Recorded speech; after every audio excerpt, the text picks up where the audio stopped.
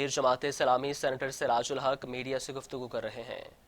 لیکن گزشتہ 2 دنوں میں خوراک کی چیزوں میں 15 سے لے کر 20% اضافہ ہو گیا ہے، اور آپ حیران ہوں گے کہ ابھی اس پر ڈسکشن بھی شروع نہیں ہوا ہے، لیکن مہنگائی کے نئے لہریں ہیں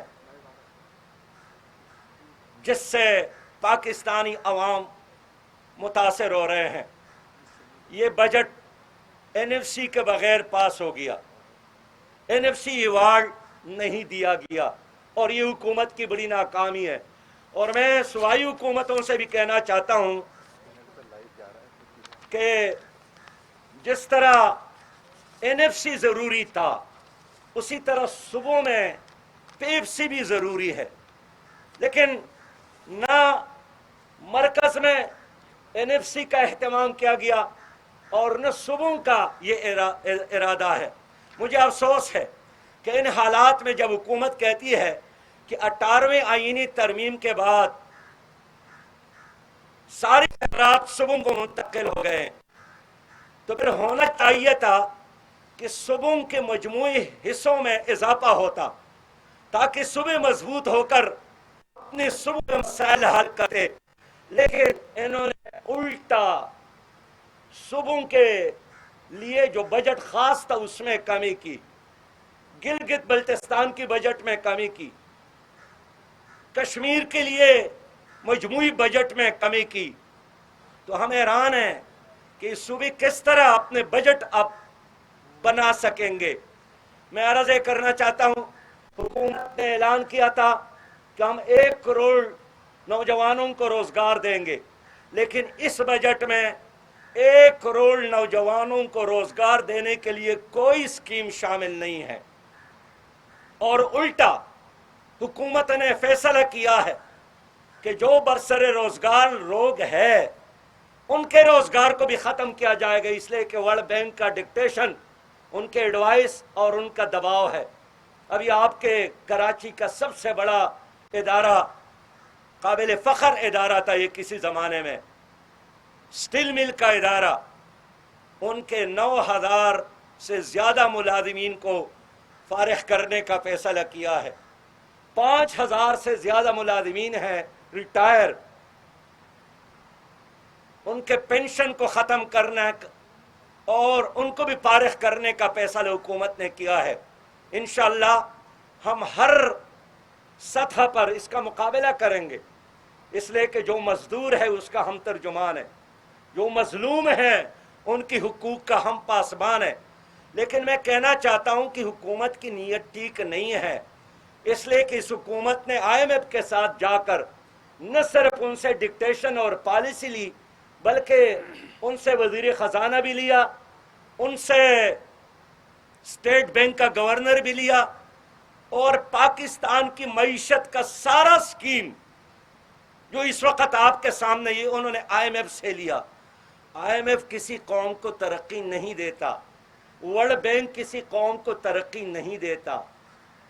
ہر قوم کو خود اپنے عقل کی بنیاد پر، اپنی صلاحیت کی بنیاد پر، اپنی مثبت سوچ کی بنیاد پر ترقی کرنا ہے، لیکن ہماری حکومت ہر مسئلے میں اب بھی آئی ایم ایف کی طرف دیکھ رہی ہے۔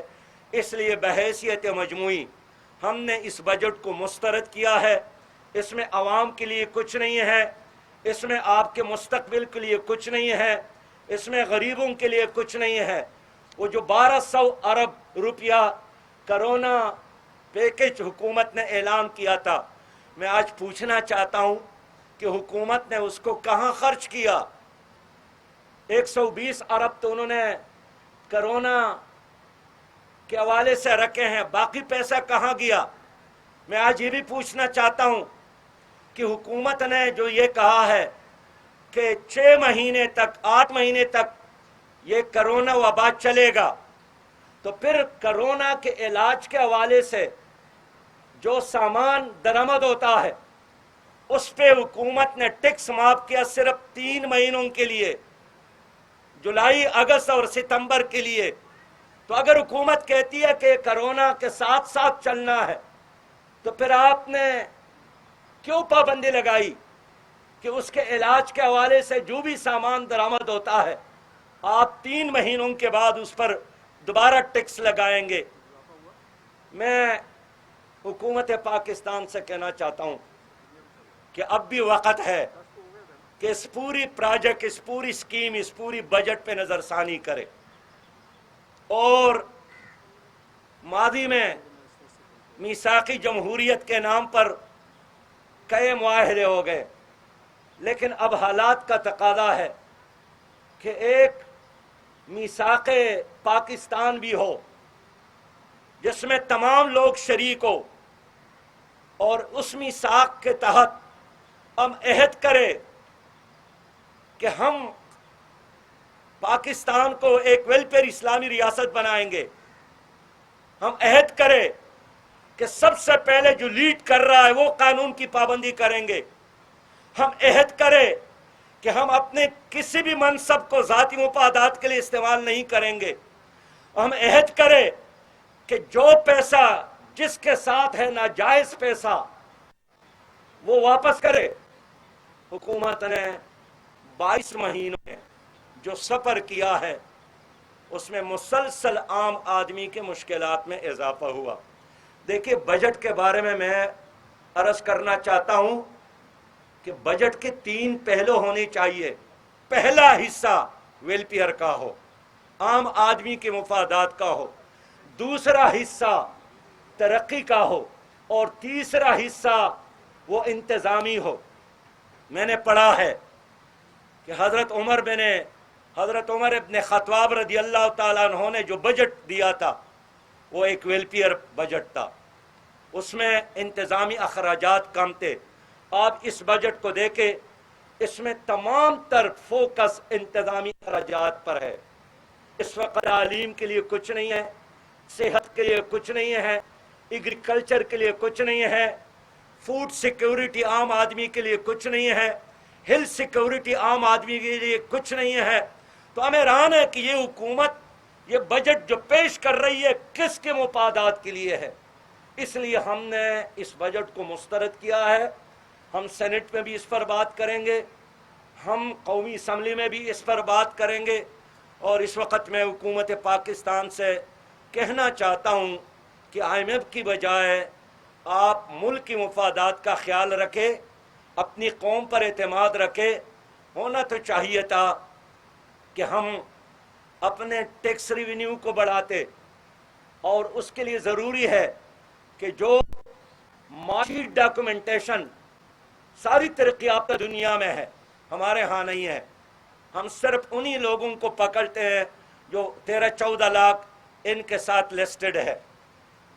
हमें चाहिए था कि अगर हम सनती तरक्की जल्दी नहीं कर सकते, करना चाहिए, तो अपनी एग्रीकल्चर को बेहतर बनाने के लिए हम काश्तकारों को, दहकानों को एग्रीकल्चर की तरक्की पर फोकस करते। लेकिन इस बजट में कोई इंतजाम नहीं है। देखिए, इस वक्त टिड्डी दिल की वजह से 5 करोड़ एकड़ असर है, 1000 अरब से ज्यादा नुकसान काश्तकारों को हुआ।